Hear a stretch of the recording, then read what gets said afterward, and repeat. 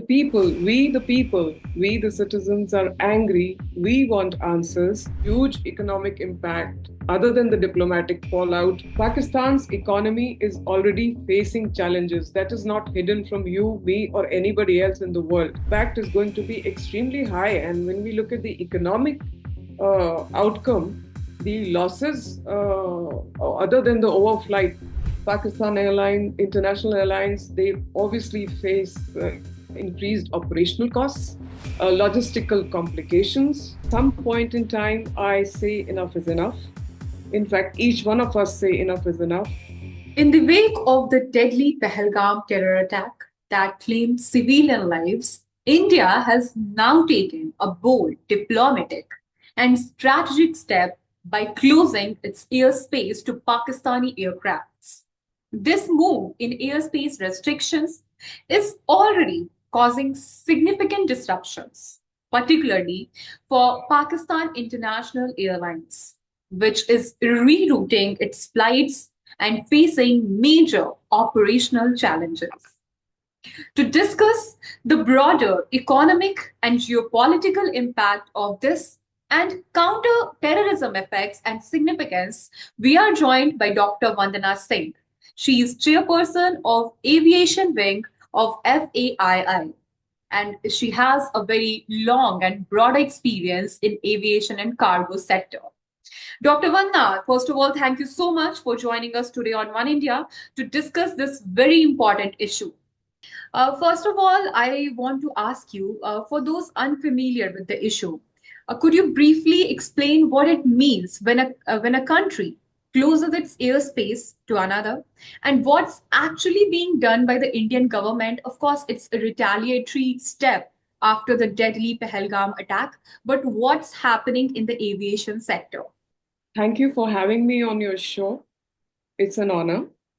And coming to the question first regarding airspace, before we go to that, I would like to first, give my heartfelt condolences to the innocent civilians, the families who have lost their lives, going for a small little picnic and having such a huge blow to their lives. So the country really is looking for answers. We the citizens are angry. We want answers. And at some point in time, I say enough is enough. In fact, each one of us say enough is enough. Uh, you know, Having said we are a peace-loving country, peace also has its limits. And Yes. here I would like to say even a limit has its own limit. Mm-hmm. So, coming to various restrictions that are being imposed, these are obviously having significant bearings and significant impacts. And now coming to the specific aviation sector and closure of airspace Yes. by the Indian government. Uh, First and foremost, like you said, this is a retaliatory move from our country. And we can imagine that this has happened a week later. Pakistan had already done this a week before, but we have done it very recently as of yesterday morning. And this was the writing on the wall. It was coming because anywhere where there is escalating tension, Mm-hmm. these measures are taken. We are not on unfamiliar grounds when we talk about this. We have seen the conflicts that have happened, whether it's Ukraine, whether it's Russian airspace, whether it's North Korea, whether it's Israel, Yes. whether it is Indian airspace.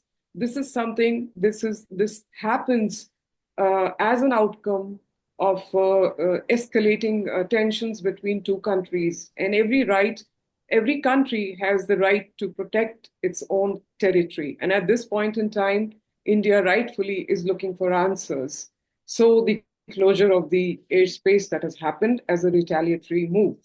Now, in simple terms, when an airspace is closed, it means that the airline here in concern, Pakistan International Airline or any one of the carriers, military carriers, cargo carriers, it cannot fly over our country, it cannot fly over India. Vice versa, it implies to us that we cannot fly over their country, and this is more a security measure.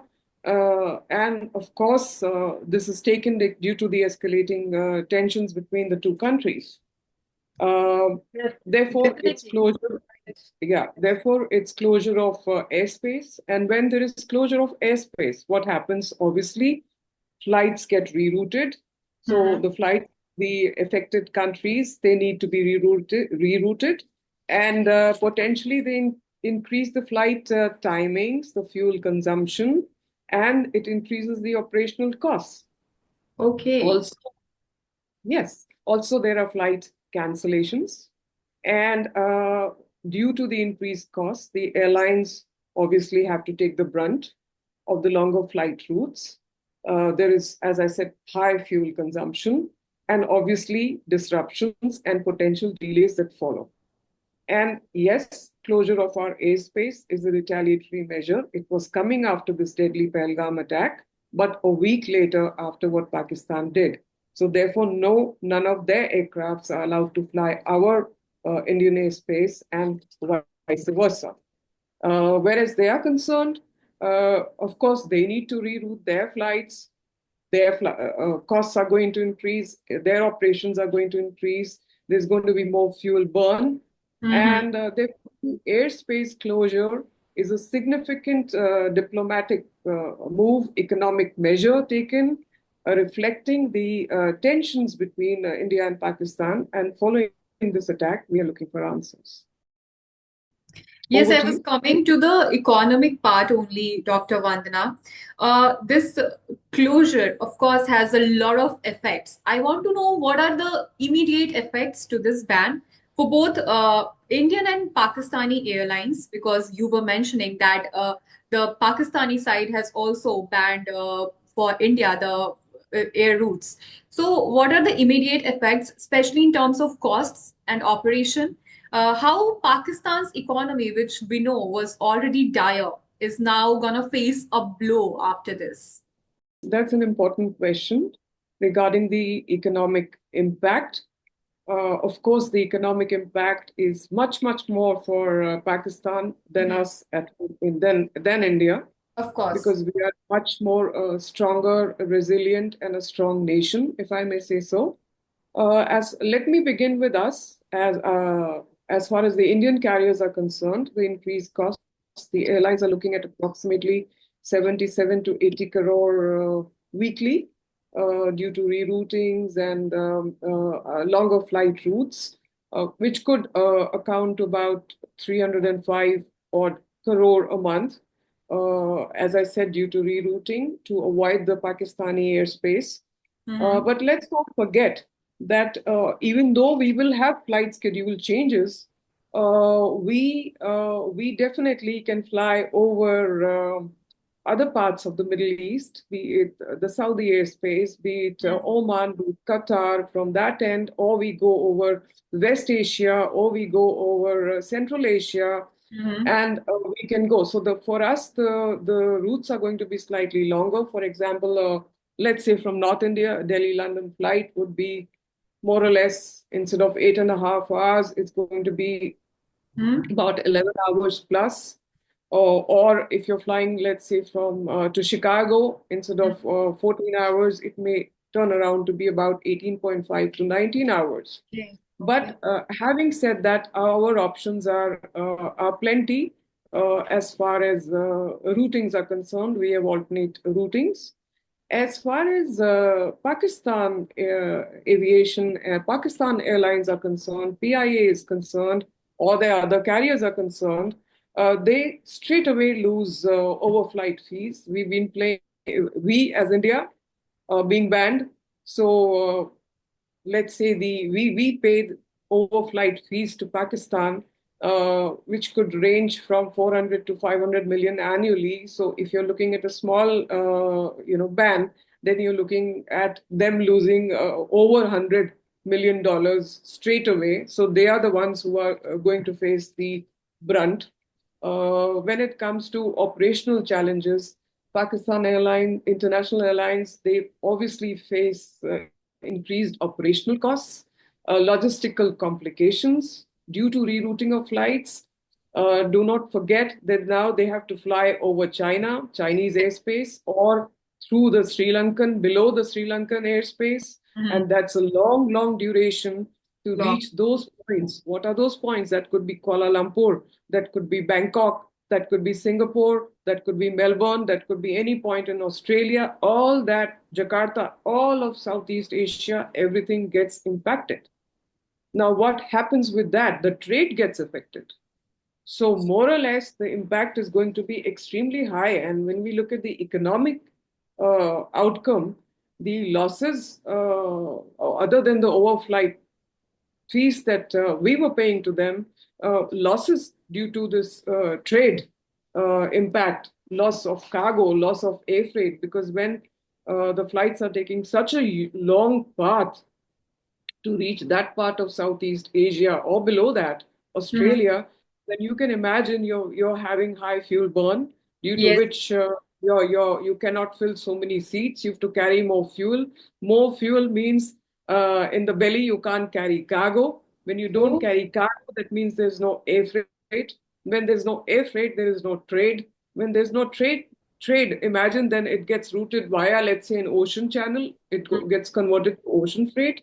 Now, when it's time sensitive cargo, time sensitive shipments, whether it's perishables, whether it's ready made garments, whether it's fashion, whether it's something like the mango season that's on, perishable, that all gets affected, and that cannot go via ocean freight. So, all of that is a huge economic impact, other than the diplomatic fallout, which, of course, has a huge impact as far as Pakistan is concerned, because their entire vision, East Asia policy, then goes for a six. Over to you. You very well explained, Dr. Vandana, step by step how it's gonna make a very, very huge impact on Pakistan's economy. I want to understand more about the Indian part and how significant is the estimated $600 million loss for Air India. I was reading few articles this morning and I got to know this. And due to this ban, what long-term impacts we can face here? Okay. So first and foremost, obviously, Air India takes the brunt here Hmm. because that is the major carrier for us. We have Yes. Air India, we have Indigo, we have Akasa, and we have very few other airlines that are coming up. Of course, we want it to be a healthy aviation market, and we are working towards that. But Air India, also being a part of Star Alliance, takes the major hit here. Indigo, meanwhile, cancelled its flights to Tashkent, Almaty, and certain other destinations. But when, like you said, you have read, it is an impact, significant impact. The losses could exceed maybe about 50 million, in fact, if it goes for a very, very long time. But I don't expect that to happen. So what you've read, I think that impact is also going to be absorbed, Hmm. supported, and Hmm.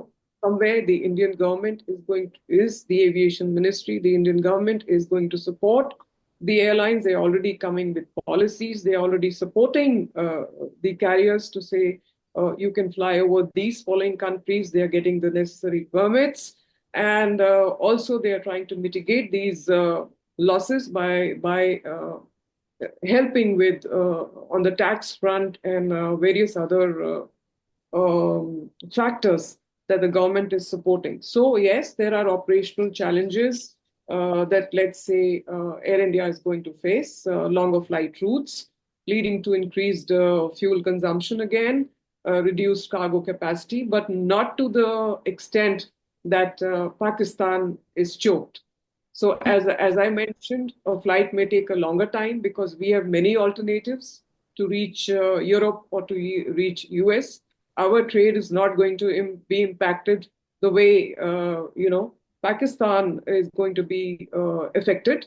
Hmm. They are having to face a significant blow. For us, I think we are a resilient country which is going to absolutely absorb this impact, and we have a very strong government. Uh, and that is going to back our carriers. So I can say that with surety being a part of the aviation industry.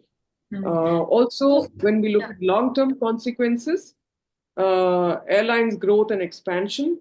For us, I think our orders, Boeing and Airbus, etc., that Air India has recently ordered, are of course well in time.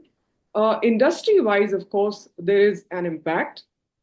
As I said, Indigo has just cancelled two flights, Tashkent and Almaty. And economic implications, yes, the higher operational costs, which is obvious, it gets passed on to passengers. And that affects the entire supply demand. Uh, let's not forget that a lot of families, with the summer vacations coming on here in this part of the world, plan to, take their families abroad or somewhere in Europe or somewhere in the US. They will have to incur higher costs, obviously, because of the longer routes. But that is an operational fallout, and I think they have to understand that impact. The last question which I want to ask you is, Dr. Vandana, that all these measures which is taken by the Indian government, do you see this airspace ban influencing Pakistan's actions, especially in terms of its support to terror networks? And could such economic, and we have also taken a lot of diplomatic measures against Pakistan, will these things lead to a positive shift in Kashmir? Okay, this is a sensitive question, but I would try to answer your question here. Of course, the airspace ban, which has now come into effect, will undoubtedly put significant economic pressure on Pakistan. This could obviously potentially lead to reevaluation of its priorities and its actions. So let's not forget that they really need to reevaluate their priorities and their actions because it is having a significant impact on them. Now, Pakistan's economy is already facing challenges. That is not hidden from you, me, or anybody else in the world. And now there is additional pressure from the airspace ban that could really, further exacerbate these issues. So when we talk about terror network support, they really need to see, uh, is it the right priority? Is this the right action? I'm not the expert here to say that, but when it comes to terror network support, it is unlikely that the economic pressure alone will immediately change Pakistan's behavior regarding terror networks because there is a complex relationship, and we also read about it as Yes. common citizens.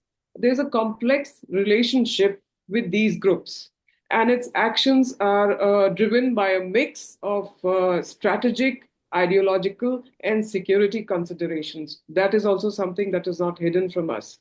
However, when there is sustained economic pressure, this does create an environment where Pakistan is more inclined to reconsider its support for certain groups. And that's where these dynamics play. And that's where such bans, such as the airspace ban or the other bans that are coming into effect, put pressure and has its own long-term implications, involves diplomatic engagement.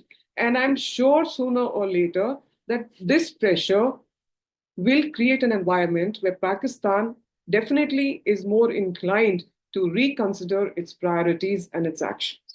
Thank you so much. Thank you so much, Dr. Vanna, for joining us today on One India. It is always delightful to talk to you, and we have got a lot of insights today after talking to you about this whole aviation thing which is happening between India and Pakistan. And once again, thank you so much for joining us. Thank you so much. The honor is all mine. Thank you. Thank you, ma'am. Subscribe to One India and never miss an update.